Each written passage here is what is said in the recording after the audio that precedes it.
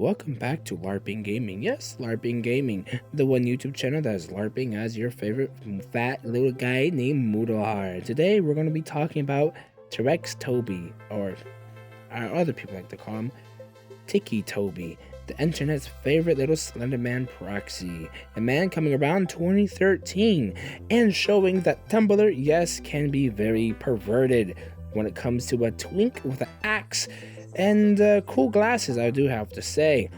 But what makes him so infamous? Why are so many people even into him?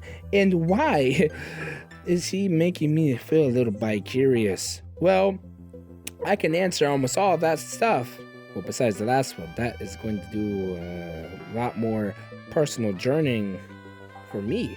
But besides that, we should begin with a little introduction to him.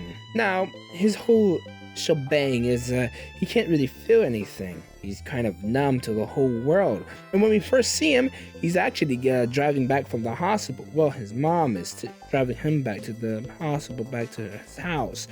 Now, you might be asking yourself, well, that doesn't really seem that bad. He's okay. Well, yeah, but he lost his sister, so not really okay. The one woman he really felt connected with is no longer there with him, and now he has to go back with his douchebag dad. That's comically actually pretty bad. It's like, damn, write me a person that says evil. Well, you did? Well, that's him now. Honestly, he's just an average abusive, give me a beer, son stereotype. But I guess it works for this type of environment of a story that it's in. The mom is sweet and comforting, but honestly, T-Rex Toby doesn't really like life anymore. He's just so edgy and no one understands him, and life is so complicated. But at the end of the day, he does go home and he gets to relax, but he gets visited by this weird guy with a suit. Now, I don't know who that is, but I do have to say it's quite nice seeing Slenderman slowly get introduced into the story overall, because it would be kind of boring if it's just guy grabs axe, kills dad, runs in the woods. Now it's guy grabs axe, kills his dad, goes in the woods, and becomes a Slenderman proxy.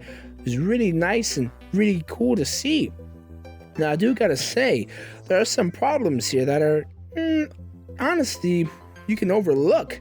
Because, yeah, the writing's cheesy, but it's a creepypasta. That's what you're here for. You're not here for a, boy oh boy, let me read some, Stephen King. Because if you wanted to read Stephen King, you wouldn't be reading, Tiki Toby at all. You'd be reading something else.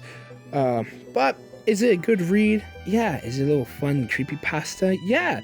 Does it make me feel like a little kid when I read it all over again? Indeed it does. And honestly, I see why people like him. But again, is it really on the edgy side? Of course it is. Is it better than Jeff the Killer? Of course it is. Because that story literally makes no fucking sense. But does it still make no sense as well? Of course it does. But at the end of the day, it's a fun read, a fun little story, and that's why people even like this in the first place. They want to read something that spooks them, makes them feel exciting, and feel like really something's happening. At the time, it was something happening. Different creepypastas interacting with each other. At the time, that was pretty new. Nowadays, you have the whole MCU and DCU, but back then, it was just a creepypasta U, and it was really fun to be a part of. Was it cringy? Oh, you bet your ass it was. Seeing Jeff the Killer and Ben drown? Oh boy, those fan arts really wish you was dead. But besides the point, this was a little fun road back to memory lane for me, and I hope maybe for you too. Maybe it might interest you to go back to the creepypasta and read it yourself. And also support the other LARPers out in the community. It's really nice to see them grow. And leave a like if you like it, and leave a dislike if you hate it, and leave a comment of what I should do, or leave a comment that says I should grab a noose and end it all. And this was Looperhar, and I am out.